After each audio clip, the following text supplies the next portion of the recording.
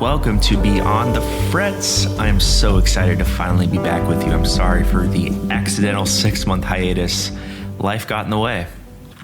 But I'm back in action. I finished my master's, living back in Columbus, Ohio, and I'm super stoked to be working on the podcast again. Today, I'm actually digging into the archives. I recorded this episode with Frank Potenza in December of 2020. So some of the things at the moment that we talk about might be referring to that time period, but I really wanted to get this episode out. I still have a number of interviews that I just have not been able to work on, so I want to get those out before I do any new interviews. So I hope you enjoy this conversation with Frank. He is a legendary guitarist that went to Berklee back in the day, in the early days of Bill Levitt, back when the program was just starting. Frank has now been in California, Southern California, for decades now, teaching at USC, and he still travels all over the world playing with great artists. You can hear Frank's stellar, sophisticated playing on records by the great Gene Harris, and of course, under his own name.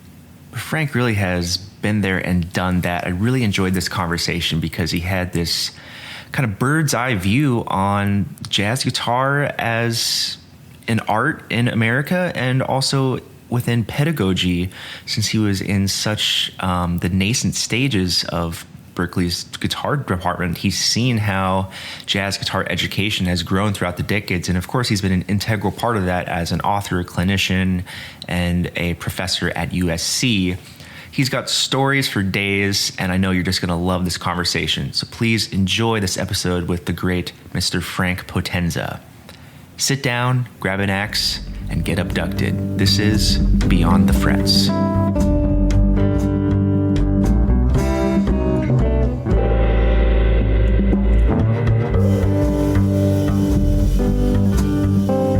It's a pleasure to talk with you. I've been a fan, an ardent fan for a long time. I really appreciate you taking the time to do this. Oh, thank you. So now I connect you with Corey because I know you spent some time connected with him somehow as a teacher. Did you attend classes? You went to Capitol, right? I did go to Capitol, yeah. Well, Corey, he came to Capitol years ago, and he actually needed a guitar because he needed an extra one. So he borrowed my Eastman, and then we did a couple lessons, and we just kind of stayed in touch ever since. That's been like 7-8 years now. And I see him at the Gen Conference every year too. Yeah, so do I. But I mean, we're old friends. When he was with Mel Bay, we saw each other at, I guess it was IAJE in those years, and he wound up hooking us up for a publishing deal for the USC Thornton materials that we all did. So, oh wow, he was like, and I would bring him in every year as a clinician, and I'd been to his house and stayed there and went and did clinics for him out in Utah, and yeah, we go back. That's awesome. That's amazing cat. Oh yeah, he's fantastic. I had him on the podcast a few months back, and it was just obviously a fantastic conversation. And he's just the best. Yeah. Such a positive and emphatic guy. Now, Capitol, was Lou Fisher there? Yeah, he just retired last year. Yeah, I know. He's an old friend of mine too. I mean, he and Shelley Berg and all these other people that I played and recorded with and have since, Shelley lived in Los Angeles. Lou never did, but we did a record together with a singer called Sonny Wilkinson, I guess. Oh wow, yeah, she came to Capitol my freshman year too. Yeah. She's an old buddy of mine. We had a duo for 6 or 7 years, and then she met Ron, her husband, who lived in Michigan, and so she just up and moved to Michigan and wrecked the duo. How dare her? I've never forgiven her. But she's a really good singer and a good musician, and she's such a sweetie. I mean, she's like my sister. Wow. I mean, it's the more I'm in this world, I'm coming up on a decade of playing jazz, but it's just incredible the amount, how small the jazz world is. And I meet someone and like, oh yeah, I know Lou, or I know the people that I studied with, or just people I meet and play with. It's just the connections are they're amazing. Yeah. Especially in the education world too. It's a pretty small world, all things considered. I mean, but the thing for me, the whole IAJE and JEN thing has been, Sonny was the one that introduced me to that whole thing of IAJE. I was never a part of any of that. Yeah. And I want to say it was the early 90s, maybe, I can't remember the year, and we had the duo. And so she pitched the duo for one of the conferences, and it happened to be in San Antonio. And so we went and we played as a duo, in this rather large ballroom, and she was very well known in the vocal jazz community. So it was just me and her, and we had this like amazing response, and but never got one gig out of it. No, not one clinic, not one gig or whatever. But a bunch of people would come up to us. I'd be eating in a restaurant over near the Alamo, and somebody go, "Oh, are you the guy that played with?" It's like, Wow. So we had this massive reaction, and for years after that, people would come up to me and just gush about how much they loved the duo. Really? So, we did it a few times there, but it never turned into much in the way of anything other than just visibility and whatever. But I'd go anywhere to hang with her. Yeah. She's a scream. Really Well, good musician too. yeah, absolutely. I mean, that kind of brings me to one of my questions overall is just jazz education in general. I'm very curious about your first experiences at Berklee back in the early 70s. It was clearly a place that was, especially back in the early 70s, a really fertile ground. My teacher, Stan Smith, was there around the same time. And I'm very interested in how jazz pedagogy, like how it was back then versus what it is now. Because I'm in this modern world where everything's kind of codified. I'm very curious what you were learning back then. Yeah, I mean, basically, Bill had just written book 1 and finished book 2, I think in the first year I was there. And then probably had finished book 3 by the time I was done. And I knew him, but I never studied with him. Okay. He was the chair of the guitar program. So that's kind of where it was at as far as if you were there, you were going through the Levitt books. Yep. And he had the melodic rhythms for guitar thing, and he had the pick style studies for classical guitar. So in the recital class, there you go. So, and I played that Bach Bourrée as one of my recitals in my junior year. Okay. On a Fender Jazzmaster through a small amp, and it sucked. It was pathetic, and because I didn't know anything about that, so I was studying with Mick Goodrick, and so I went to my lesson the week after, and he goes, how'd the thing go with the recital? And I said, well, first of all, I drew a blank in the middle of the piece, so I had that moment where you just go, how do I play guitar? Think of where the hell it goes next, and I was frozen. And it seemed like for like minutes, but it probably was only seconds. And then I looked at the audience, which was basically my classmates, like 30-something people or something. And they were all kind of horrified too, and just waiting for me to start crying or like throw the guitar down or something. And then I just somehow figured out where I was, and I played the rest of it. Yeah. So, but the experience it didn't scare me about playing solo guitar, but it was just something I had never tried to do. So when I went to my lesson, Mick asked me how it went. I told him what happened. He goes, "Oh," we laughed, and he said, "Well, why'd you?" I said, "What?" He said, "What did you play?" I said, "This." It was the only guitar I had. He said, "Well, why? You don't have a nylon string guitar?" And I said, "No." And he says, "Okay." So we finished the lesson. Then following week, I come in, and there's a guitar case on the floor, and he goes, "Open that," and it's like some not very expensive nylon string guitar. And he said, "Why don't you just? This is my nylon string guitar." He said, "Just keep it till the end of the semester." He said, "Do the other 2 recitals on this," which I thought was lovely. And so he found for me a couple of like Renaissance lute pieces with the 6th string down to D, and I learned them, and I just fell in love with classical guitar. Wow. So that for me was like, because I wasn't so horrendously trying to be the world's best jazz soloist or player or whatever at that point anyway. I mean, I was more interested in, quite frankly, Jimi Hendrix and rock and Eric Clapton. And I was going to see rock bands in Boston. Like I saw Jeff Beck on the Truth Tour. I saw, I like all these incredible things at the time. I saw Led Zeppelin on the tour for the first album in a joint called the Boston Tea Party that probably was like 400 or 500 people. Wow. So that's what I was chasing and doing and listening to. And then, you go to school and they'd mention Kenny Burrell and, all these other people. And it's like, oh, yeah, great, but it wasn't really the thing that I was really chasing hard. And that was bad enough. And then now here comes the classical guitar. And I just go out the door on the left-hand side. So for the rest of that year and for my entire senior year, basically what I worked on was classical guitar pieces. Really? And then they hooked me up with Andrew Caponegro, who was a concertizing classical guitarist who lived in Cambridge. And so I studied with him during the summers, and for the first year I got out of school in 72, and that's what I was trying to do, was be a classical guitar player. And then it became painfully obvious that I was never going to make any kind of a living doing that. Right.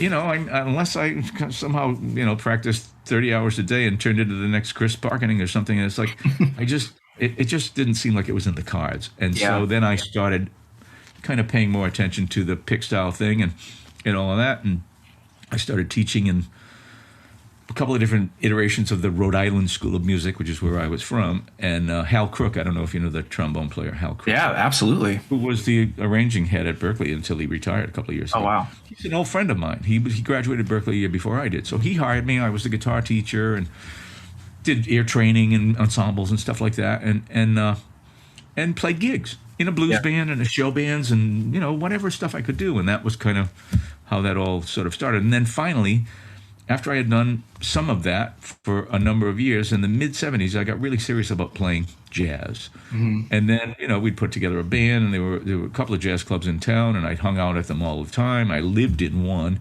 Started playing Sunday nights with one band, started being the guest soloist with the house trio, and leading my own groups and all that stuff. And it just turned into, I kind of got heavily involved in the jazz scene there, which is, it's not huge, but they were great players. I mean, some of those people were, I don't know if you know the name Dick Johnson, but he was an alto saxophone player and clarinetist that Artie Shaw actually handpicked to be the clarinet guy doing the Artie Shaw parts in the Ghost band that he had in the 80s.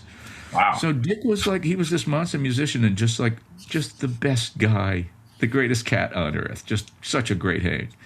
His son Gary's a drummer. He's still a dear friend of mine. So it was all these people that, I loved and I grew up with. And then starting in about 1979, I was in a great band led by a guy who was just one of those self-taught guys that can play piano like McCoy and saxophone like Coltrane and clarinet and just he had a great band. It was really fun, and I did it for almost 3 years. And then it just came that time in my development where I just looked around at the guys who were 10 years older than me and thought, all right, well, this is probably me in 10, 15 years here. And I that could have been okay, but I had the nagging suspicion that I should try to go to New York or, and I had played a little bit in New York, but not, and it's just, really, I hate cold weather, and so I said, well, maybe Los Angeles, but I wasn't doing anything about either. And then I met my wife, and she lived in Orange County. Wow. But she was from Massachusetts, so she came home on her first time home in 1979, I guess. And she came in my club, the place that I lived in. And a mutual friend introduced us, and, hey, how are you? Oh, wow, and Sparks and whatever. Where do you live? She said, Orange County. I went, really?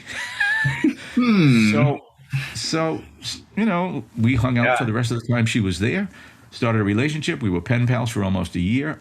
I went to visit her a few months later in the middle of winter in January, and it was 75 degrees, people at the beach, and I thought, here's where I'm going. So I moved a year later, and I've been here for, 41 years. Wow, that's incredible. So it's been great. It was I don't think I could have done much of what I've wound up having the opportunity to do here if I had remained in Providence. Yeah, I believe it. I mean, one of the things I see so often in mentors and people that I admire is that they have those opportunities like you did, where you were able to play 6-7 nights a week, literally live in clubs. What were those experiences like as learning on the bandstand? Who are some of those important mentors where you kind of got your butt kicked? All those guys in Providence that were, because again, in the beginning it was like a blues band. Okay, so basically we were drinking a lot of beer and playing 12-bar forms and chasing women. And that's what that was, that time of my life. But, so then the show bands were okay. So we're reading music and we're playing written arrangements of still current top 40 tunes and all of that stuff. So then when I got kind of at the end of that rope, then the next frontier was, I don't know what you call them, but just casual engagements, weddings, bar mitzvahs, 25th anniversary parties, funerals, anything where they need music, right? And this is gone now, but that was a great training ground for me and for many people my age, because, you go on a wedding and for the first set, you're going to play what we called cocktail music, which was standards. So somebody would call Days of Wine and Roses. Somebody would call a bossa nova. Somebody would call whatever. And the older guys on the gig would sweat you if you either didn't know the tune or you screwed it up. And so you became really aware of, oh man, I better know these show beam tunes, and this and that, and I better know how to, hey, play me an introduction. It's what, me? So right. It was just all of those things where you were asked to do something and you didn't know how to do it, and if you were stupid enough not to know how to do it the next time around, if you got a next time around with that contractor, then you were screwed. You weren't going to get any more work. But it was a great training ground, and I won't say I love the gigs, but I learned a lot on those gigs. And then you reach the point doing that where it's like the learning is over now. Now it's old hat and it's hackneyed, and in some cases you wind up with great players, in some cases you wind up with awful players. And, then now you start getting this bad attitude about playing the music. And it's like, you're not really playing jazz anyway. It's like you might be able to play half a chorus and blow your brains out, and nobody wants to hear that at a wedding anyway. It's like, come on, play a bossa nova and just play it nice and get the hell off it. Right. And then start playing for dancing, and we're going to drink and just do whatever we want. Play current top 40. So I lament the fact that that's missing now for people who are trying to play standards, and it's harder and harder for people who are kids in music school to find opportunities to play the music that they are interested in knowing more about, like the Great American Songbook and standards and the jazz classics and all of that stuff. Yeah, that's certainly something. I mean, I'm part of that, young generation, and I've been very grateful in Columbus to work my butt off and play with older cats. But I really, really have to work for it. It's not like anyone's, and even just, there's not clubs. There's not enough clubs to play 6-7 nights a week. If I'm playing jazz, it's maybe a couple times a week or less than that. Yeah. What do you tell your students nowadays? They're about to graduate from their undergrad. What do you tell them is the answer to make a viable career right now? You have to wear so many hats just to make. Yeah, I mean, it's not so much just be a great player now. It's like, most of them know, first of all, that they're going to wind up teaching. So, you want to know something about doing that because, and I'll say this, you, my friend, are a good teacher, and your materials are really well prepared, and I learn a lot from your stuff. So the idea that, the old adage is if you want to really figure out whether or not you know something, well, try to teach it to somebody else, right? So that, for me, was the hook. That was what made me think, because teaching, I mean, my major at Berkeley was music education. Okay. But it was a fallback plan. So it was like, all right, I really want to play, but in case I get in trouble and I need to take a job teaching in the junior high school, I'll have this credential. And I did my practicum teaching in the junior high school. And by the second week, I was like, there is no freaking way I'm going to do this for a living. It's like these kids are trying to run the same scams on me that I just got done doing when I was in junior high school 7 years ago. And it's like, no, I'm not going to become the other guy now. Right. So I just, not that I hated it, and the guy I was with was a great guy, and I loved him, and he did his best to kind of impart the whole what this means to the kids and all that stuff on me, but it just didn't call to me. And so It was a fallback plan for me. So when I first moved to the West Coast, I came here to play, and I'd go sit in somewhere, and somebody would go, I mean, the first job that was offered to me was Long Beach City College. I sat in a club, and the guy, who's still a dear friend of mine that I just talked to yesterday, who produced my first 4 records and accounted for a lot of work for me, said, hey, do you want to come teach for us over at Long Beach City College? I said, no, thank you, but I came here to play. That's what I'm here to do. And he said, well, we're doing a concert tonight, or this weekend. Here's some tickets, come. And I went, I watched the concert, and it was like, their big band with Patrice Rushen as the guest, and they did all her music, and it was, and I thought, this is a cool scene. Yeah. So I took that job, and it turned into like eventually a whole adjunct 9-hour-a-week thing that I did for 15 years. It was just enough that it was worth my while to pay my rent and stuff. But it took up 2 days a week for me, and I wound up playing with Dizzy Gillespie, and I brought Joe Pass in to do a concert there, and it just was a great kind of way to sort of maximize the playing thing as well as and then eventually George got a record deal. And I did his record on spec, and then he spun me off a solo deal. I did 4 solo albums for that company and something like 25 other albums as a sideman for him. Wow. In addition to a million other, like, just late night music, whatever idiot weirdo music session that starts at 3 a.m. where we're all half asleep trying to play these stupid pop tunes. I don't mean stupid pop tunes, but it's just something we didn't care anywhere near as much about as, standards or, whatever tunes we were writing and all that stuff. But from that one connection, that was the first thing you got when you got to LA. Well, I, by accident, met Sherman Ferguson. Do you know who Sherman was? I don't. He's the drummer on a lot of the Pat Martino stuff on Muse. Okay. So he's from Philly. And so I went to sit in. I actually went, there was a club called Carmelo's, and there was a guy that played there a lot, Frank Strazzeri. I don't know if you ever heard of him, but he's a pianist, lived in Los Angeles, seemed very well connected, did sessions and, film dates and all that stuff. But he also, and he wrote, but he also had a trio that played a lot at Carmelo's. So I said, all right, well, they don't know me, but I said, if I could be the guest soloist with that guy's trio, well, then he knows Chuck, the guy that owns the place, and I could get a gig here at this one of the better jazz clubs. There was Dante's and Carmelo's, were the two happening places where all the musicians hung out, jazz joints. And so I hit on him. He said, I don't know you. He said, I'm not going to agree to have. He said, for all I know, you can't play. But he was nice enough to, he said, I have a Sunday gig down in Balboa, which is in Orange County. He said, come down and sit in. It starts at like 2 o'clock. So I was there that Sunday with my polytone amp, my guitar, and it's like, hey, Frank, I'm here. Oh, great. Yeah, come on play. So he's got like a trio, right? Bass and drums. And so I don't know who they are. And I get up and I play a few tunes, and he goes, man, it gives me this really nice introduction, and he goes, on bass, Frank De La Rosa. It's like, Frank De La Rosa, I know. And then he goes, on drums, Sherman Ferguson, and I turned around, and I looked at him, and I said, the Pat Martino guy? And he laughed, and he said, the guitar players say that. Right. Because everybody knew him from those sides, from those Pat Martino vinyl sides. So we became instant friends, and he was the guy that I said, he said, what are you doing? Are you new in town? I said, yeah. I'm looking for places to sit in. So he sent me to this joint in Long Beach called the Jazz Safari, and that was where Al Williams, the drummer, was the owner of the club and the leader of the house band.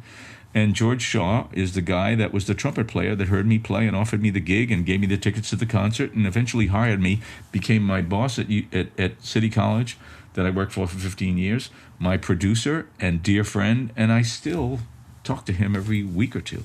Wow. That is incredible. And I know a lot of people. George has this incredible story of how he got that whole thing rolling that takes about 4 hours to tell, but it's like another one of those things where you just go, wow, from that one little connection, it's like, boom, Yeah, exactly. So when you were first teaching at, what was the college again? Long Beach City College. Long Beach City College. Had you done private lessons before that, or was it all kind of new? Yeah, okay. I had done the Rhode Island School of Music things, and I did a little private teaching on my own, but, Hal had the school there that was kind of the structure, and they'd give you so many students a week in an ear training class or an ensemble or whatever you had. And there were a lot of the really good jazz players around Rhode Island also worked there, so I got to know all those people, and it just sort of expanded my whole circle of friends. But, in California, it was like I just didn't know that many people, so it just kind of turned into this like fortuitous kind of meeting with Sherman that he sent me to George, and then turned into like a great connection. And, but like I said, there's a lot of people that have those kind of situations where it's just they knock around for a while, and then all of a sudden you meet just one person that all of a sudden sort of changes your life. And George Shaw certainly did that for me. Wow, that is awesome. Well, so how did you make your way to USC? That, again, was a complete, for the first 10 years I was at City College, I was like, this is good. This is all I need. I don't need a full-time job, whatever.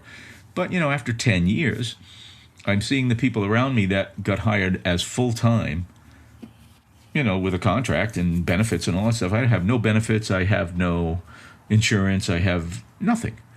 I have, money, the salary.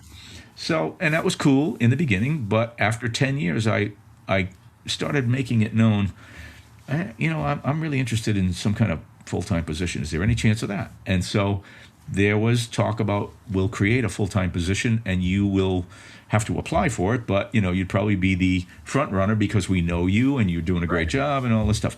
And I'm not saying anybody was lying to me, but for one reason or another, the thing never got funded and it never happened, and it got to the point where I got an attitude about it a little bit, and I just thought, okay, let me look around a little bit. So that just put me in the frame of mind of, and this is in like late 94, early 95. It put me in the frame of mind of, let me just see what jobs are around and whether or not I have a snowball's chance in hell of getting one of those jobs. So it was kind of it was an experiment. So I'm just looking around. And so a friend of mine who's a pianist who at the time was on the road with Lou Rawls came over to dinner, and he said, hey, did you see because he was looking around too. He said he was looking to get off the road. And so he said, hey, did you see the guitar job that USC posted? And I said, no. He said, man, it sounds just like you. So this is on a Sunday evening. So Monday, I knew Richard Smith, and he was the chair of the program at the time. And so I called him. And he said, oh, man, Frank, we have a week left on this search. And he says, I said, well, yeah, I'm planning on sending in, an application. And he said, oh, great. He said, he says, I'm the chair of the search committee. Do you need an extension on the time? And in my infinite wisdom, I said, oh, no, I'm good. Oh, no. And then I hang up the phone and I think, I don't have a resume. It's just like, I'm totally unprepared for this. So I raced around for that whole week and went to a woman that actually typed a resume. Or was it? No, it was on a computer, but it was like she actually kind of did the whole input for the resume, and I brought her a whole bunch of stuff, and I sat with her for like 2 days and whatever, and I had to have all right, so recordings I had, but all the rest of the materials I put together and I delivered them in person on the last day just before they closed the school. And so that started the whole process. And I figured, all right, well, I don't know how many packages they had gotten, but they had this whole search committee. And so not that long afterwards, I was notified that I was one of 3 finalists, which amazed me. And I thought, this is an experiment. It's kind of a workshop. It's kind of I wonder what would happen if this. So it's not that I wasn't serious about it, but I just really didn't expect to have this level of success as far as being a finalist. But the finalists, the other 2 were Pat Kelly, who already worked there. He was adjunct. And so he's certainly in the catbird seat as far as, all right, well, they know him, they like him. It's like he's a proven entity, a known entity. And then the other guy was a guy who had done his undergrad and his master's degree there in the classical guitar department, right? Mm-hmm. So again, certainly ahead of me in line as far as, all right, he's a known entity. And one of the guys on the committee who was at the time the chair of the classical guitar department was way into him, and I knew that. So I thought, all right, well, I'm the dark horse here, but it's only an experiment anyway, and I'm going to learn something from all of this, and then I'll be much better prepared on the next search or the next thing that I apply for, right? And so I go, and so now you have to do all this hoop jumping of like, you go and you conduct an ensemble for a whole rehearsal, and so they had Super X at the time, which is a 4-guitar kind of fusion ensemble with a rhythm section. So I go and I do that for a couple of hours, and they're all sitting in the back of the room watching me do this, the whole committee, and then I had to teach a master class, which I did, and then I had to give a concert. Wow. So I did that with an organ trio, and then I had to be interviewed by the committee, and then I had to be interviewed by the dean of the School of Music. All right. And at the end of all of that, they called me and said, you have the job. And I was stunned. I just thought, oh man, I can't believe this. So it worked out way better than I would have thought in my wildest dreams. And it's like, it's a great job. I mean, it's a great school. I mean, the level of talent of the faculty there is just like, you just, look around at the people that you're walking around there with and you just go, my goodness. So what was your position when you got hired? What were your duties? I had private students, and they give you like a load of 18 contact hours. So you have so many private students, you have so many classes, you have so many ensembles. So at the time, I was teaching jazz guitar arranging an improv class. and jazz guitar pedagogy, studio guitar pedagogy class, and a thing called trio class, which is kind of an interesting concoction. I'm not sure if Duke Miller thought of it or who came up with the idea, but basically the program put a high premium on playing without harmonic accompaniment, without piano, without keyboard of any kind, without organ or another guitarist or whatever. It's just bass, drums, you, right? Which I thought, this is brilliant. This is really like, upping the ante as far as, okay, if you're going to play guitar at a high level, it's like, okay, so you be the hope and the dream as far as the harmony and the melody, and let's see what happens. So, and I loved that. And I had 2 full sections of that at the time, because the only 2 ensembles in the whole program were that Super X ensemble, which was 4 guitars, kind of Mike Stern, that kind of stuff, Scott Henderson, more fusion kind of stuff. And so, those were the 2 ensemble opportunities that were there when I started there. So I did the trio class, and private students. And that's kind of the way it went for a long time. And then, the program has evolved and changed, and it's not, it used to be a department. Now it's not a department, it's a program. So, there's all this kind of maneuvering in the school, because every time they add any kind of a new program, they can't just keep adding people to the school. Somebody has to take a hit in terms of reduction in the numbers of people that you are allowed to enter in your program. So when I first got there, the program was larger than it is, and it was a department. And then during the end of the time that I was chair, the school was basically moving towards having music production degree and all these other things. And, they keep adding all these things. And eventually the deans basically kind of make this little seismic shift where, okay, well, the guitar program is bigger than we need it to be. So, cut them down by 5 or whatever it's going to be, and, all that stuff. So that was a little bit of a kind of a chess game, tug of war, or whatever, political, sure. thing. And I could have been a dragon, died on that hill and said, I'm not going to do this. We're not going to... Whatever. It's like, change is reality, all those cliches. So we didn't lose anybody in the end, and Pat retired anyway, so it all worked out where that kind of absorbed some of the hit that we took, because he was ready to leave anyway. So, but it's just, when you're anywhere for 25 years, things change, where all the dead bodies are buried. It's like... it's like working anywhere for that long. It's like you just kind of you get to see a fair amount of carnage and change and all of that stuff, and you just have to kind of deal with it. Well, that was one of my questions in general. I mean, you've seen in real time how the music has changed, how technology has changed, how academia has changed. What are some of the most positive things that you see right now with how education in jazz is working?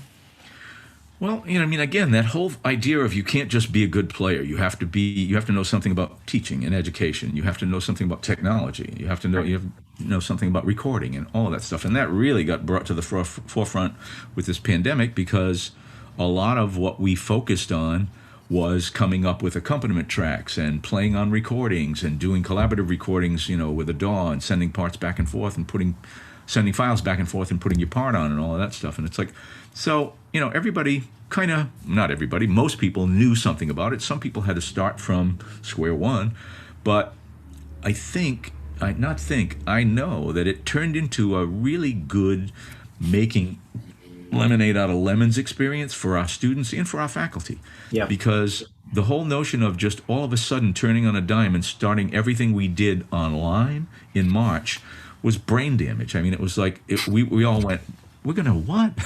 Yeah, right. And I have to say, it works beyond any of our wildest imaginations. It just worked well. I mean, for everything that we had to give up in terms of, okay, there's the latency issue, you can't play together. Okay, fine.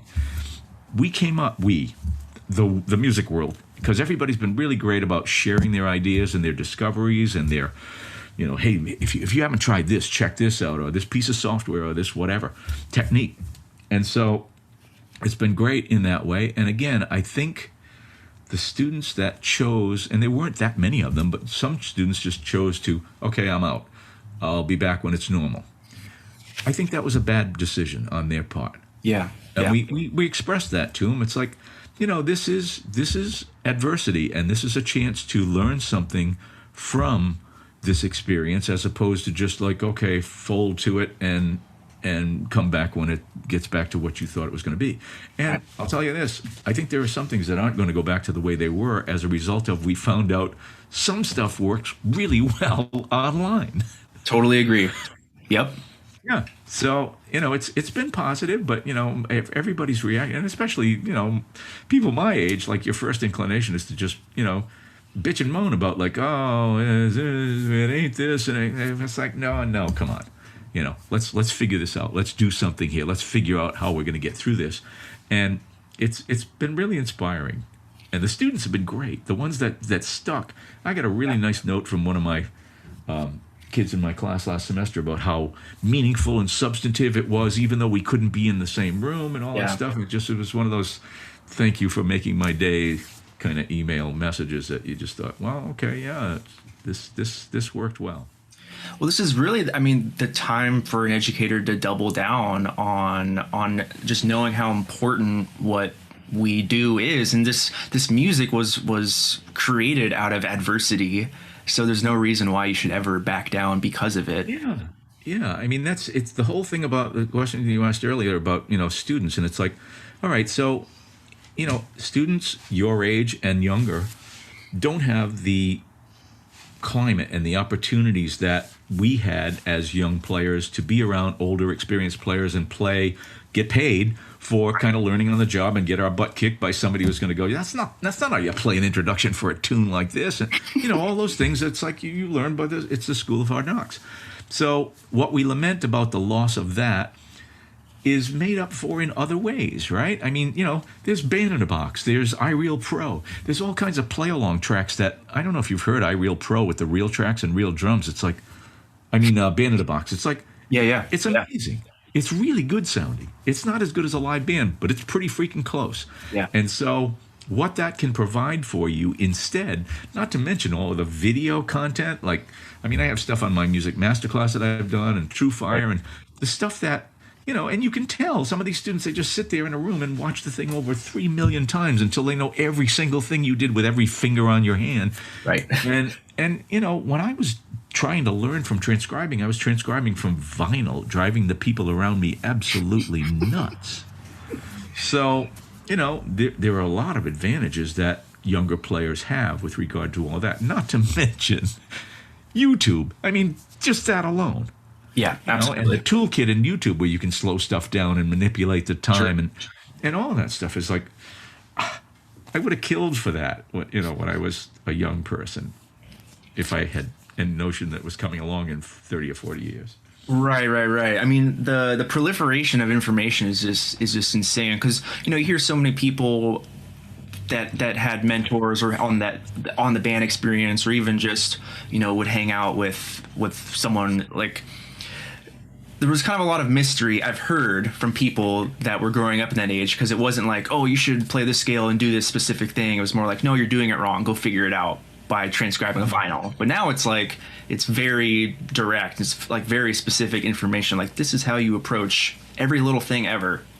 Yeah, and there's so much in the way of materials that are just, I could live 10 lifetimes and never run out of just piano books that I want to go through, and like David Berkman's Jazz Harmony book or whatever. Yeah. I use that in my class now. It's like, it's just got such a different viewpoint of how to go at messing with the harmony.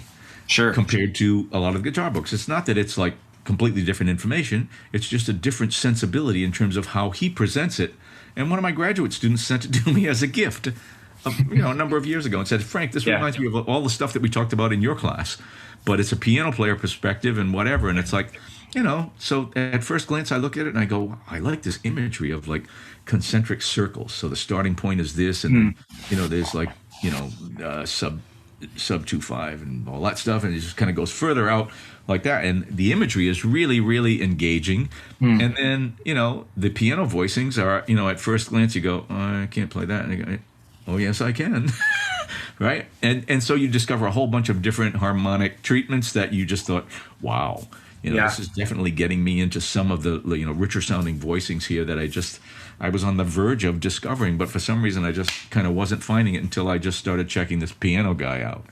So, there are a bunch of, again, materials and new ones come out every day, either books or video content or something. Sure. That, I mean, I'm looking at a cabinet here that's like a CD cabinet that holds probably, I don't know, 700 or 800 CDs.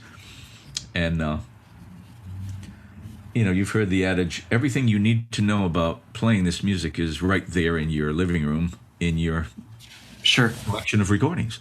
Yeah. But, the notion that you're going to go out and dig that out yourself is no small task. Whereas now, I mean, compared to even when I was at Berkeley, so there were X amount of materials, and the people that were really well known in jazz education as far as like materials were David Baker, Jerry Coker, Jamie Aebersold, all that stuff, right?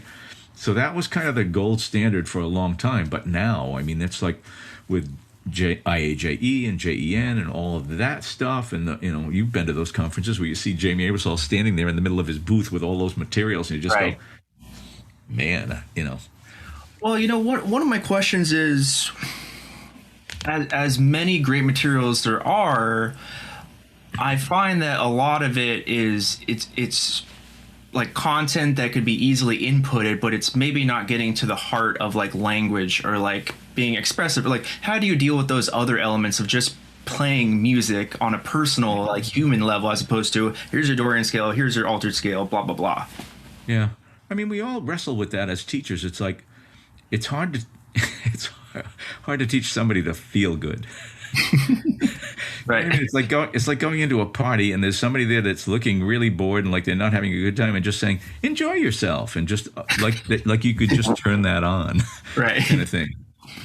So that's, to me, is the real hard nut to crack as far as teaching, is to really inspire somebody to kind of let go and let the music happen and really feel good about it and play it with love and respect and do something that is engaging and moving and feels good.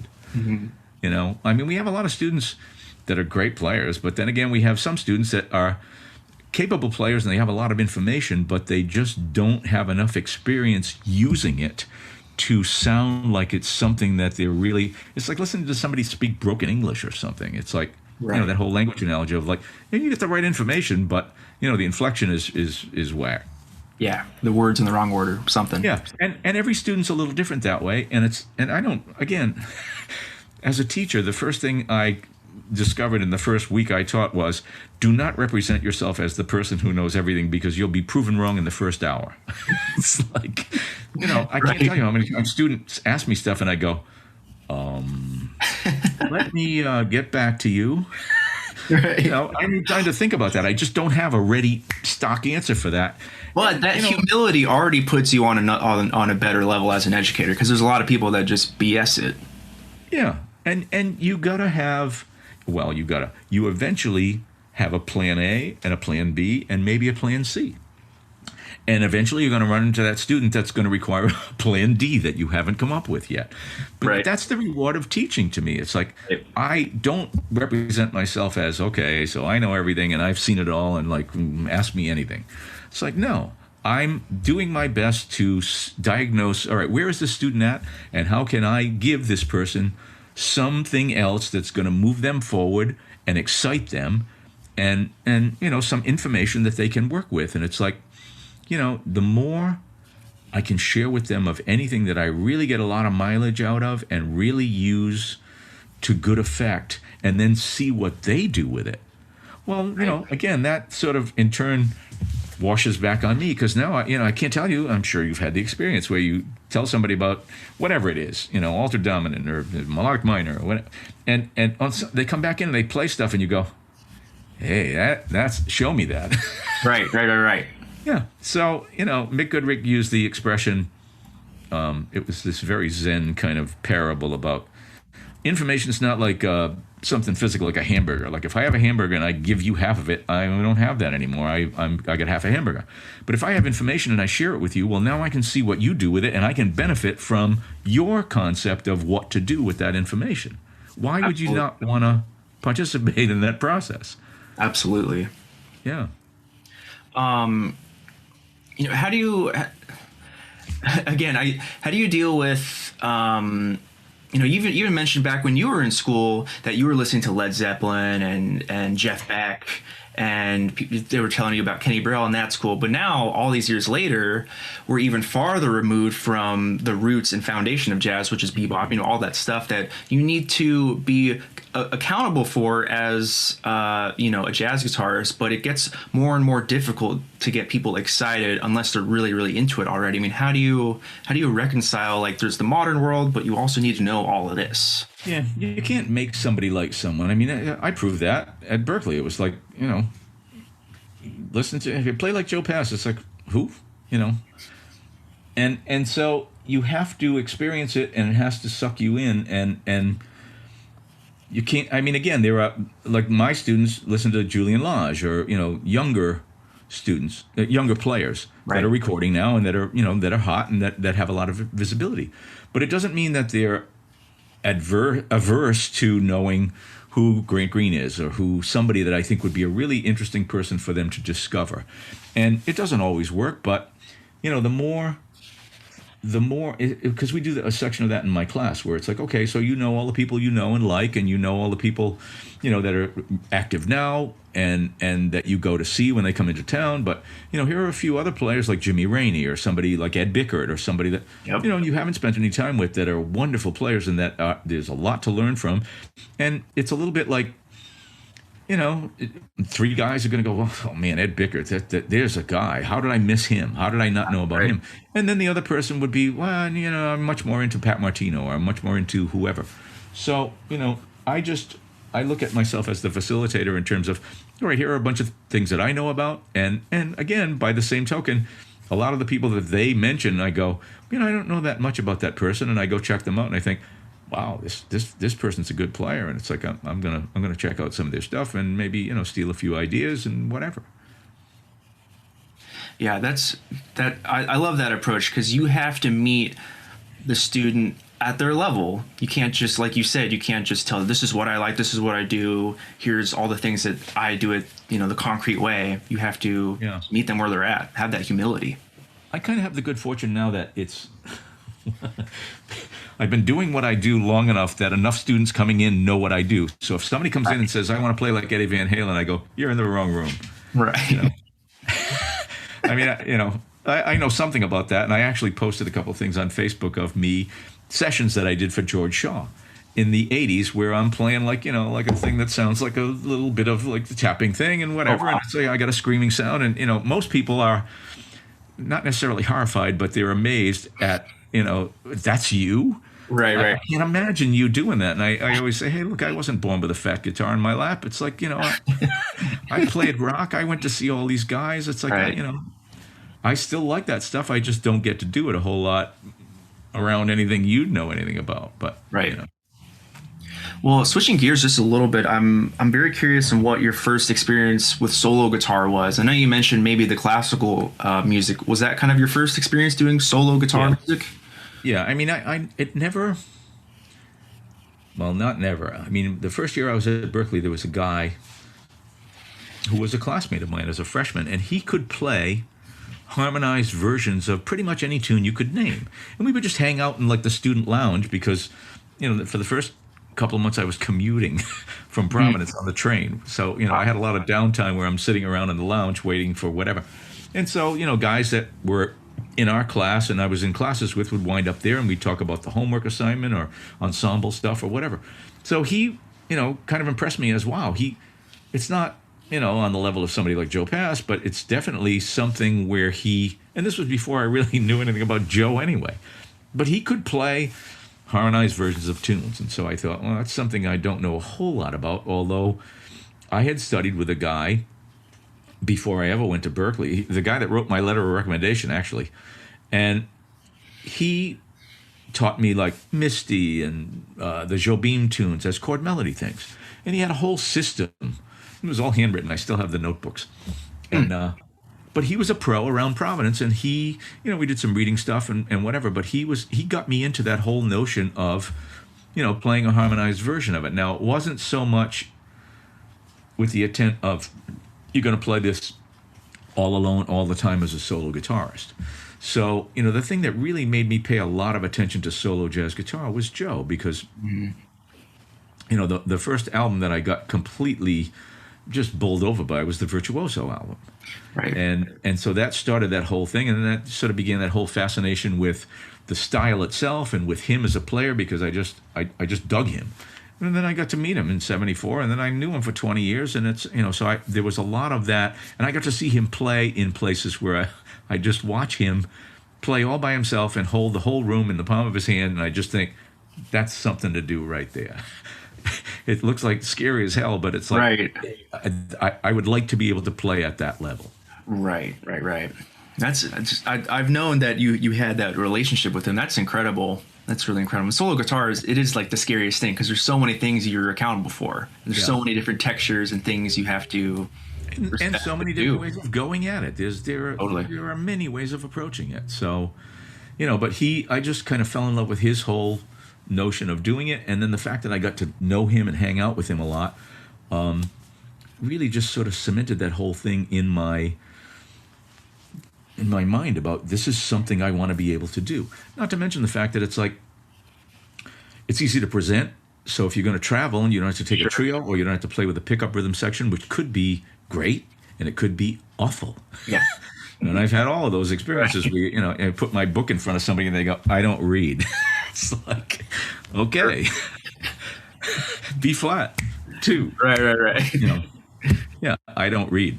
So, and God bless him. I mean, I have to say that last time that happened to me, it was like the drummer that said that to me, and I just thought, okay, fine. But he was a really good drummer, and he listened well, and I stayed away from the things that were really reading intensive, and he did a fine job of just getting through it by ear, and we had a good time. Right. But sometimes you just get just not very strong rhythm section, and you just have to do the best that you can. So if you go play solo, you know what you're going to get.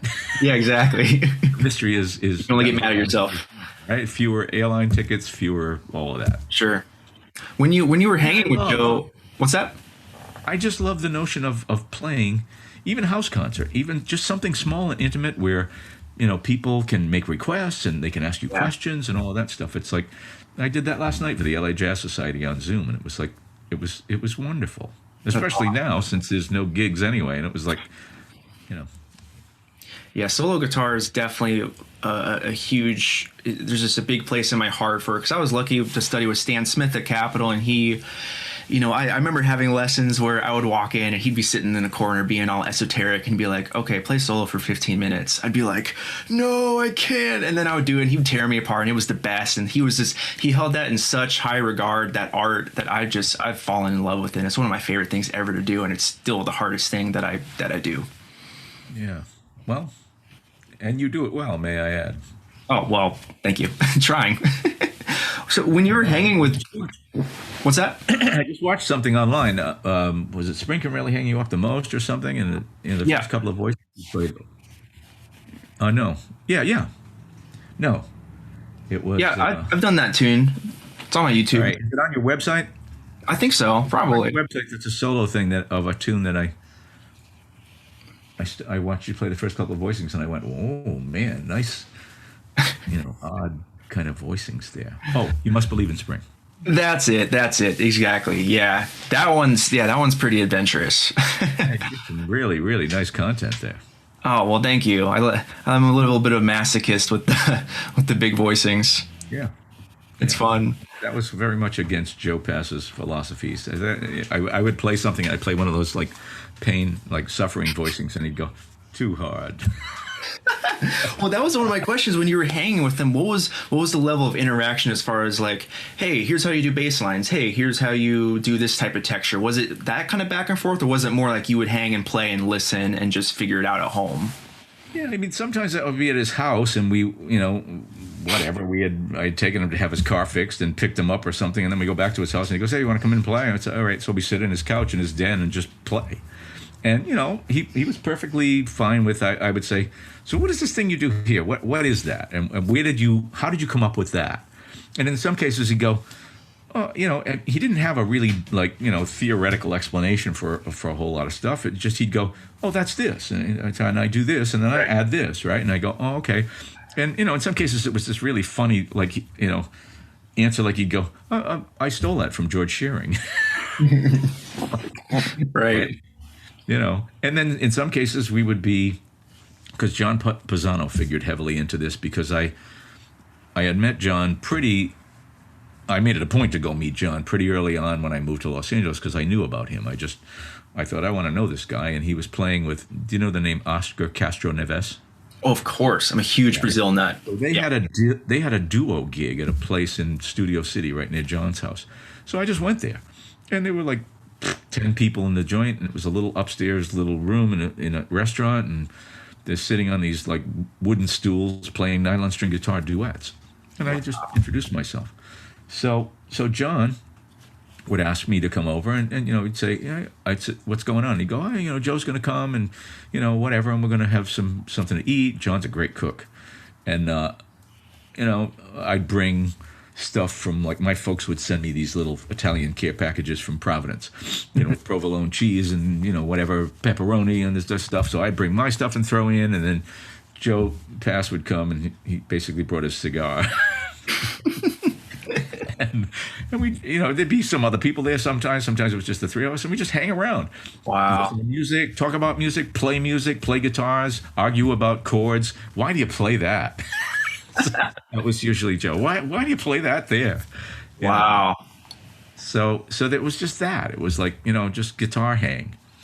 Wow. That's so awesome. That type of environment where you're just able to hang with someone that you admire and respect is, as much as academia and school is great, because you have all these faculty members and you have classes, that ability to be in close contact with someone where it's that pressure of like school or whatever is not there. Yeah, I mean, that's where it started. It was like, if you wanted to know what somebody played like before recording and all that stuff, you basically went and watched them and asked them questions and bugged them. And so by the time I got here, it's like that was part of my mission. There were X amount of players and I already knew Joe because I had met him in Boston. But, Pisano, I would see in the back of Downbeat, they would always have listings of who was playing in the clubs in the big cities, right? Los Angeles and New York and Boston and whatever. And so I'd always see in Los Angeles John Pisano.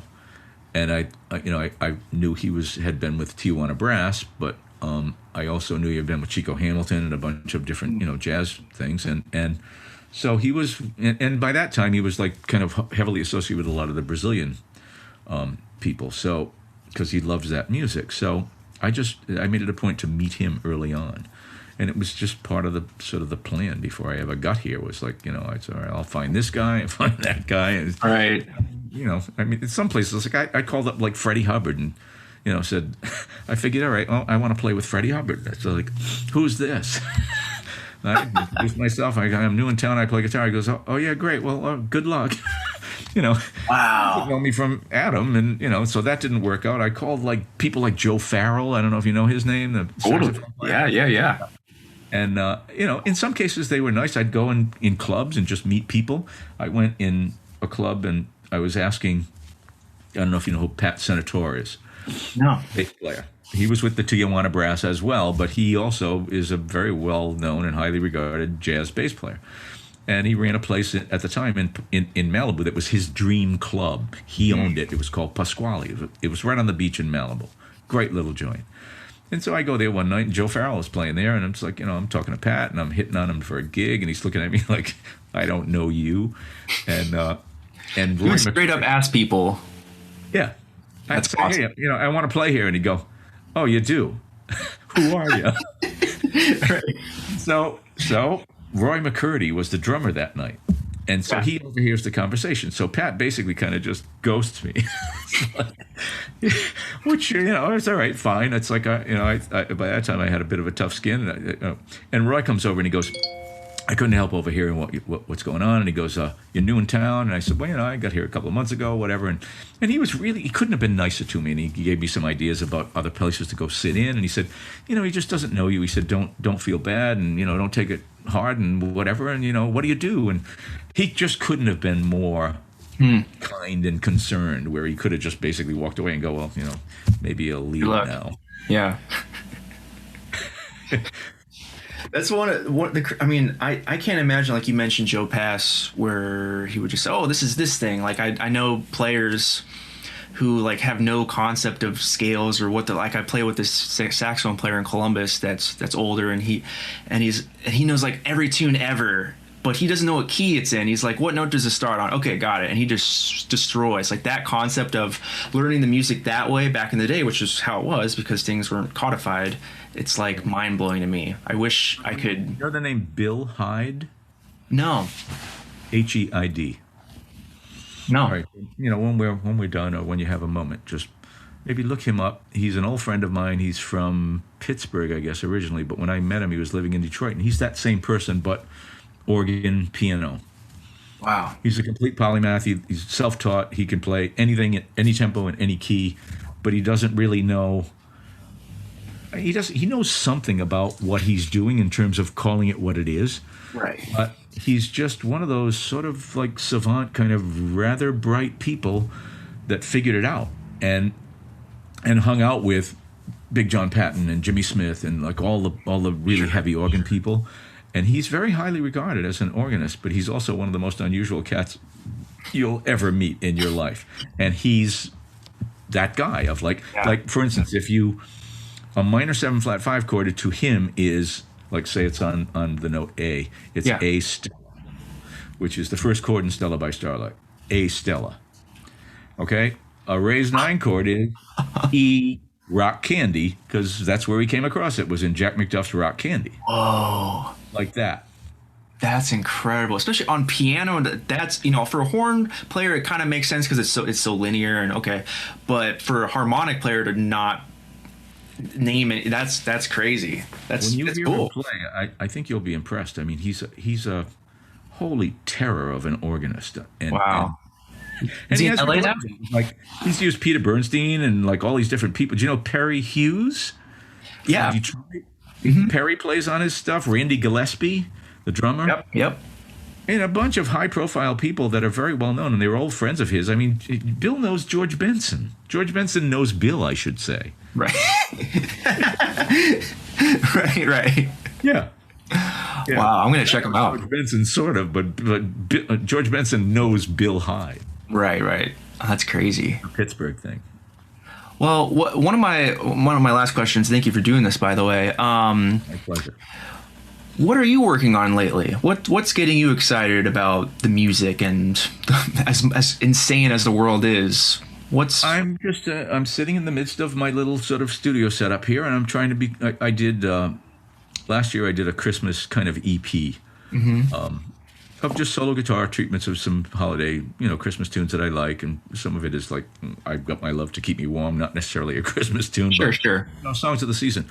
So that was my first actual, and I didn't make a CD. I just did CD Baby download only. Got it. But now that I have, because I'm on sabbatical this semester, so I really didn't have to go there for 6 months. So I'm going to spend some time with this and with Logic and just get more comfortable with the idea of playing bass on my stuff and, using some kind of drum something or playing this. Bandero. Or whatever. Or using some kind of canned drum stuff or using live drums, because all of my friends can do live drums if you send them the file. Sure. So that's kind of what I'm experimenting with now, is just kind of what interests me in terms of format and in terms of whether I'll sing on stuff or whether I'll sing the out chorus or whatever. But yeah, I mean, I have some time now to really play with the recording toys that I've spent all my hardly earned money on over the last few years. Right. This is my time to be able to kind of get more comfortable with using those. So I'm pretty excited about that. And, I have the whole social media thing. I have a thing on Instagram. Yeah. I don't know if you've ever seen it. It's OMG. sort of a weird presence called 1 Minute Guitar, OMG. Oh, I love it. And, I'm just trying to find ways to be able to engage on social media and avoid all of the noise that happens there, because I'm basically there for, shameless self-promotion and Sure. That's the function of it. You know, if you're a musician in 2021 now. Yeah, but I mean, in the end, I still like going out to play, and I'll go out to play for. Well, now we can't do it, but when the world starts back up again, I mean, I was supposed to play at Dizzy's in Lincoln Center on Memorial Day, and it took me rather a long time to get that booking, and I was really looking forward to it, and it just sort of fell out from under me. They'll eventually reschedule it, but you know, things like that where it's like I don't have to play every night. I don't even have to play every week, but I like to go out and play, and I still that really just that, you know, I mean, it gets me excited. So I still really want to do that once we can do it again. But right now, we're all just trying to stay alive. Yeah, seriously, it's bad out here. It's just I know LA is really awful. Yeah, I'm so sorry. Well, we're all just trying to be as careful as we can. Well, not we're all. Well, some of us are trying. Yeah. If we all were, then we wouldn't be in this situation. Exactly. We're in a pretty bad place right at the moment. But, you know, it can't last forever, and the vaccine's coming out, and you know, there's hope on the horizon and all of that. So I'm just trying to keep my fingers going and keep my memory, you know, knowing those tunes, and just keep things like I did last night, and until the real thing comes along, as the song goes. Yeah. Well, thank you, Frank, so much for doing this. So can you reiterate where people can find you? Thank you for doing this, and thank you for being the player and the concerned individual that you are. I appreciate that. Thank you. Thank you. The music is important to me, and it's the only thing I can do well, sort of. So I don't know that's all I got. But you know, that's an understatement. The music is very important to you, obviously. Yep. Can you just reiterate where people can find you on the internet? Yeah, my website is just frankpotenza.com, all lowercase, no space. I'm on Facebook. I'm on Instagram, Twitter, LinkedIn, YouTube. All right, my YouTube channel is Frank Potenza Videos, and I actually just got done putting up all my OMG stuff 1 minute ago. I saw that. I was watching a bunch. Yeah. So you know, it's like every now and again somebody will say to me, why don't you do this? Or have you thought about doing this? And in some cases, it's like, I don't have the time for that. And in some cases, it's like, yeah, well, you know, now I have the time for that. I can think about doing that. So I'm probably going to spend a lot more time on Instagram in the next several months here, and just kind of trying to build that whole thing. But, you know, it's one thing at a time and one step at a time, and just trying to keep it all moving forward. Absolutely. Well, I always enjoy watching your OMG videos, so I'll be on the lookout for more. Love those. Thanks. It's music for busy people. You know, we have a short attention span. We don't have a lot of time, so I'm just giving you a minute of something to deal with and let you go. Yep. Well, thank you so much, Frank. Let's stay in touch. Please, yes, let's do that. And thank you for doing this. My pleasure. All right, take care. Have a great sabbatical. All right, thanks. Yep. There you have it, another fantastic conversation. It was just a pleasure to talk with the great Frank Potenza. Obviously, as I said in the beginning, he's got stories for days, and I could just listen to him talk forever. Such a cool experience to hear him talk about Joe Pass and the early Berkeley days and his thoughts on jazz education. I'm really looking forward to getting back into the podcast. Like I said, it would really help me out if you could like, share, subscribe, rate, review, anything you can to share the podcast. Of course, you're listening to Beyond the Frets. You can find us anywhere you listen to your podcast. Please share it with your friends. I'm going to be working on next episode very soon with the great Ray Suhi, who's a super awesome guitarist that I love, especially because he's a man after my own heart. He dips his feet into metal and jazz guitar, and we talk a whole lot about how those two are actually not that much different from each other. But until then, I hope you have a fantastic couple of weeks, and I'll see you next time.